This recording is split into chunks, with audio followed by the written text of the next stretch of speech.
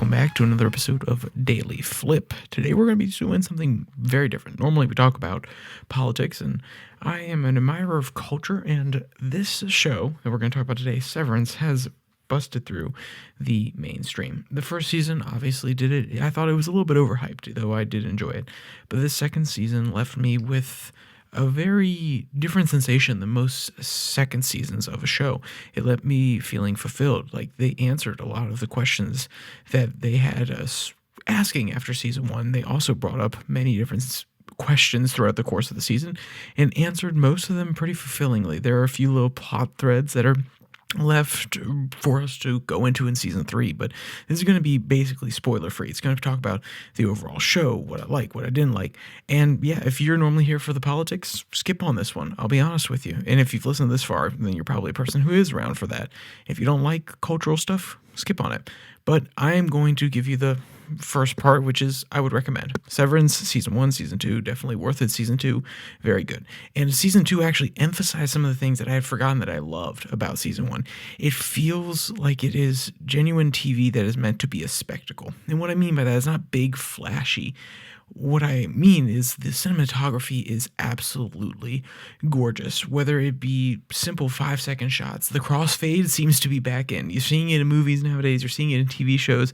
It's something that was loved during the 80s, 90s. We used it a lot, and now we don't use it as much anymore. At least when I was growing up, the crossfade wasn't used, and now it's back in style, and they do it in such a beautiful way. It's not simply crossfade to next scene, but it is purposeful. It's meant to highlight certain characters and their current state of mind, and it's meant to play on some thematic things as well. Literally, there's a shot where the character, it starts to fade, and the next shot is centered in his head, and it shows literally what he is thinking about, but also the next progression of the story.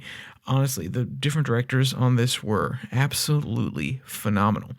And the other reason that this show needs as much love as it should deserve is because it is so well written. This is not just about the actual dialogue, because some of it can feel a bit stilted, some of it can feel like it's out of left field. It's supposed to feel like a foreign world, but the ideas that it's playing with, the work-life balance, the idea of identity, the faces that we put on when we're in different situations with different people, whether or not you sharing a body with someone yet having a different personality makes you truly unique, and who has sovereign rights over that body. In certain cases, when you watch the show, you'll understand what I mean. Is it the person who initially made the decision, or is it the person that inhabits the body at the time, or is it the one that spends the most time in the body? These are big questions. And while it doesn't just harp on them, it doesn't just sit there and say, oh, let's be contemplative, let's be philosophical. It does address them in brief ways. It brings up questions that you seriously have to answer. Another part about the show that is phenomenal and very intentional is it's anachronistic. It doesn't necessarily take place at any one time. Some of the technologies feels like it's from the 80s, 90s, some of it from the 70s, and yet they seem to have smartphones, some of the same security technology we would have. So it feels as though it could take place at any time. And all of those factors lead up to something that can be relatable, that somebody can pick onto. If you're a little bit older, you look at some of that technology, say, oh, I know that. If you're younger, you look at it, you say, oh, it's fascinating. There are some things I know as well. All of these different factors lead on to why it could be a show that really takes advantage of its mainstream position that it had built in season 1 and is able to catapult forward.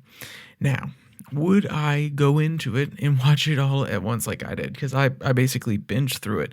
I started on Friday night, and I just finished tonight late on Monday morning. I mean, this technically is really early on Monday morning, but the point being it's late Sunday night, early Monday morning.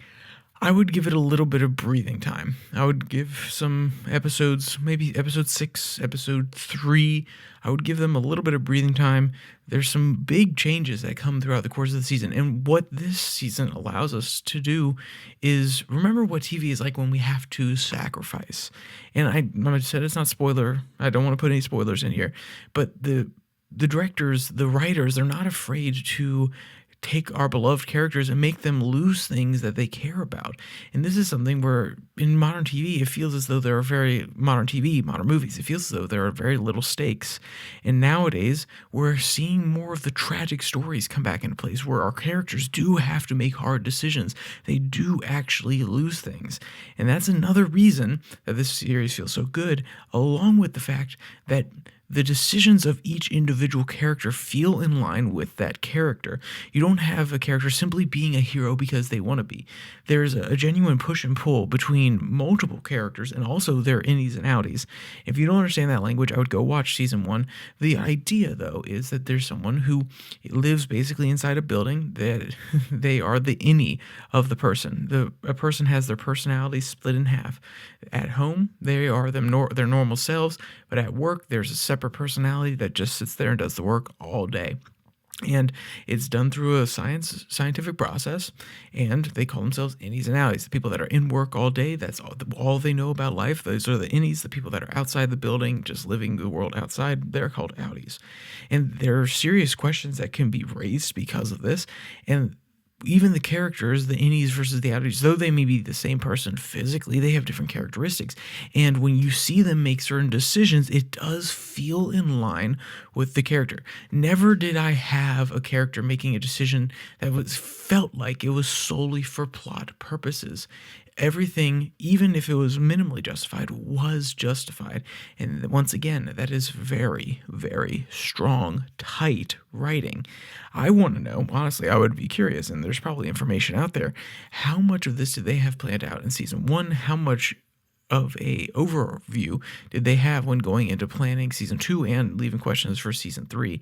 Because most of season 2 is focused on the same character that season 1 was focused on, but it's a much different objective. The goal is very different than the first season. The first season felt like it was truth seeking.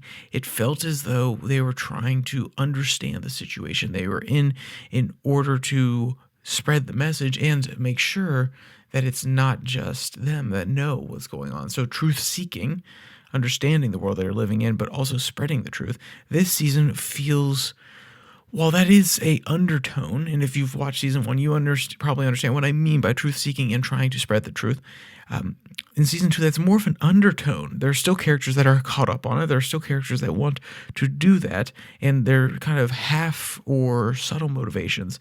But this is a much more character-driven one.